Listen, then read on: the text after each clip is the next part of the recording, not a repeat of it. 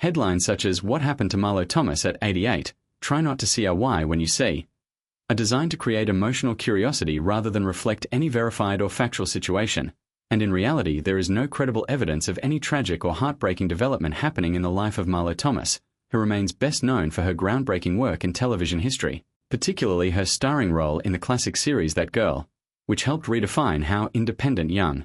women were portrayed on screen in the 1960s and 1970s, making her an important cultural figure beyond just acting. And over the years she has continued to stay active in various creative, philanthropic, and public roles, including long-term involvement in charitable work and advocacy, especially through causes related to children's health and education, which she has supported for decades alongside her husband Phil Donahue, and rather than experiencing any publicly confirmed crisis or alarming situation, her later life is better described as a continuation of influence in different forms rather than a disappearance or decline, as she has transitioned from frequent on-screen acting roles to selective appearances, public speaking, writing, and advocacy work, which is a natural progression for many actors who have had long and successful careers in entertainment, and at 88, it is normal for public visibility to decrease simply due to age and lifestyle choices, but this should not be misinterpreted as tragedy or distress, especially when there are no verified reports of serious illness or major personal crisis behind such claims,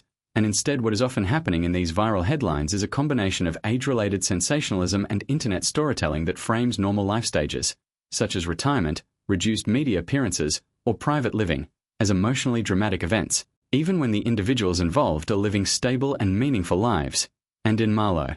Thomas's case, her legacy remains strongly intact, not only through her acting career but also through her contributions to television production, her role in expanding opportunities for women in media, and her continued philanthropic efforts, which have had a lasting impact beyond entertainment. And while she may not appear in the public eye as frequently as she once did, this reflects a shift in priorities rather than any confirmed hardship, and like many veteran performers, she has chosen to focus more on personal life, legacy work, and selective engagements rather than maintaining constant visibility in the entertainment industry, which itself has changed significantly over the decades with fewer traditional roles for aging actors and more emphasis on behind-the-scenes influence. And this context is often missing from viral narratives that attempt to portray reduced public presence as something negative or emotional, when in reality it is a common and expected part of long-term